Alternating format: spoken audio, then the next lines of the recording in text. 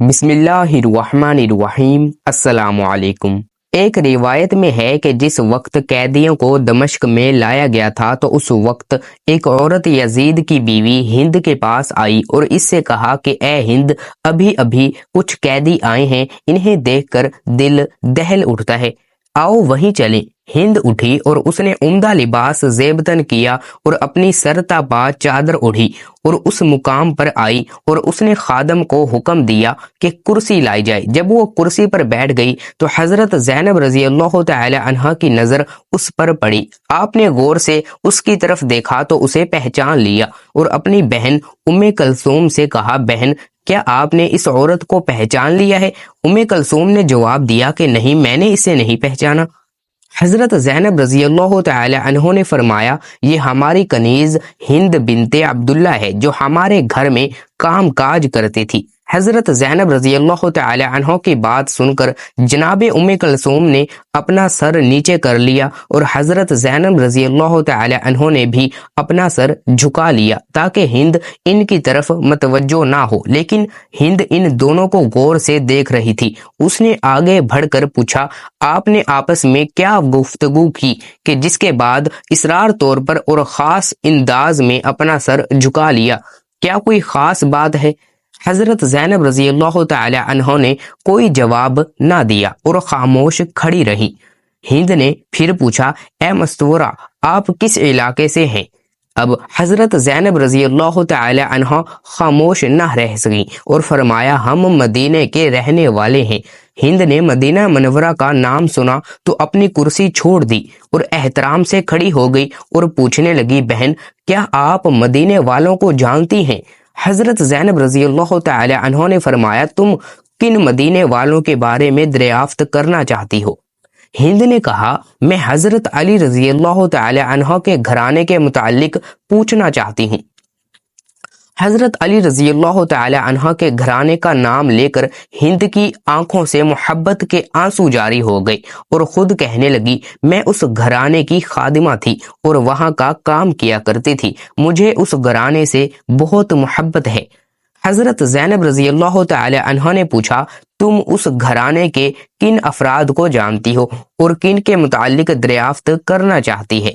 ہند نے کہا کہ حضرت علی رضی اللہ تعالی عنہ کی اولاد کا حال معلوم کرنا چاہتی ہوں۔ میں حضرت حسین اور اولاد حسین اور علی کی پاک باز بیٹیوں کا حال معلوم کرنا چاہتی ہوں۔ خاص طور پر میں اپنی آقازادیوں زینب و کلثوم کی خیریت دریافت کرنا چاہتی ہوں اور اسی طرح فاطمۃ الزہرا کی دوسری اولاد کے متعلق معلوم کرنا چاہتی ہوں۔ حضرت زینب رضی اللہ تعالی عنہ نے ہند کی بات سن کر عشق بار آنکھوں کے ساتھ جواب دیا، تو نے جو کچھ پوچھا ہے میں تفصیل سے تجھے بتاتی ہوں۔ تو نے علی کے گھر کے متعلق پوچھا ہے تو ہم اس گھر کو خالی چھوڑ کر آئے تھے۔ تو حسین کے متعلق دریافت کرتی ہے تو یہ دیکھو، تمہارے امام حسین رضی اللہ تعالی عنہ کا سر تمہارے شوہر یزید کے سامنے رکھا ہے۔ تو اگر ابھی تک آپ لوگوں نے اس اسلامک چینل کو سبسکرائب نہیں کیا تو جلدی سے سبسکرائب کے بٹن کو دبا دیں اور ساتھ ساتھ بیل آئیکن کے بٹن کو بھی ضرور دبا دیجیے گا تاکہ ہر آنے والی نئی اسلامک ویڈیو کا نوٹیفیکیشن آپ تک پہنچتا رہے۔ ویڈیو کو لائک کر دیں اور کمنٹس کے اندر اپنی رائے کا اظہار ضرور کیجیے گا اور اللہ پاک کے 99 ناموں میں سے ایک نام ثواب کی نیت سے کمنٹ کے اندر ضرور لکھ دیجیے گا۔ تو نے اولاد علی کے متعلق دریافت کیا ہے تو ہم ابو الفضل العباس سمیت سب جوانوں کو کربلا کے تپتے صحرا میں چھوڑ آئے ہیں۔ تو نے اولاد حسین کے متعلق پوچھا ہے تو ان کے سب جوان مارے گئے ہیں، صرف ایک علی ابن حسین باقی ہیں جو تیرے سامنے ہیں اور بیماری کی وجہ سے ناتواں ہیں۔ اور جو تو نے زینب کے متعلق دریافت کیا ہے تو دل پر ہاتھ رکھ کر سن، میں زینب ہوں اور یہ میری بہن ام کلثوم ہے۔ حضرت زینب رضی اللہ تعالی عنہ کا دردناک جواب سن کر ہند کی چینخ نکل گئی اور منہ پیٹ کر کہنے لگی، ہائے یہ کیا ہو گیا، ہمارے امام کا کیا حال کیا ہے؟ کاش میں اس سے پہلے اندھی ہو جاتی اور فاطمہ کی بیٹیوں کو اس حال میں نہ دیکھتی۔ روتے روتے ہند بے قابو ہو گئی اور ایک پتھر اٹھا کر اپنا سر اتنی زور سے اس پر مارا کہ اس کا سارا بدن خون خون ہو گیا اور وہ گریہ زاری کرتے ہوئے بے ہوش ہو گئی۔ جب ہوش میں آئی تو حضرت زینب رضی اللہ تعالی عنہا اس کی طرف متوجہ ہو کر فرمانے لگی، اے ہند، تم کھڑی ہو جاؤ اور اب اپنے گھر چلی جاؤ، کیونکہ تمہارا شوہر یزید بڑا ظالم شخص ہے، ممکن ہے تمہیں اذیت پہنچائے۔ ہم اپنی مصیبت کا وقت گزار لیں گے، ہم یہ نہیں چاہتے کہ ہماری وجہ سے تمہارا سکون تباہ ہو جائے۔ ہند نے جواب دیا، باخدا مجھے حضرت حسین رضی اللہ تعالی عنہ سے زیادہ کوئی چیز عزیز نہیں ہے، میری زندگی کا سکون ختم ہو چکا ہے اور اب میں اپنی زندگی کے باقی لمحات اسی طرح روتے ہوئے گزاروں گی۔ اور کہا، اے اہل بیت کی شہزادیوں، میں آپ سے درخواست کرتی ہوں آپ سب میرے گھر آئیں، ورنہ میں بھی آپ کے ساتھ یہیں بیٹھی رہوں گی اور قطعاً اپنے گھر نہیں جاؤں گی۔ یہ کہہ کر ہند اٹھ کھڑی ہوئی اور اپنی چادر اتار کر یزید کے پاس آ گئی۔ یزید اس وقت بیرون ملک سے آیا ہوا تھا۔ ہند نے یزید سے کہا، اے یزید، کیا تو نے حکم دیا ہے کہ امام حسین کا سر نوک نیزہ پر بلند کیا جائے اور دروازے پر لٹکایا جائے؟ نواسہ رسول کا سر میرے گھر کے دروازے پر۔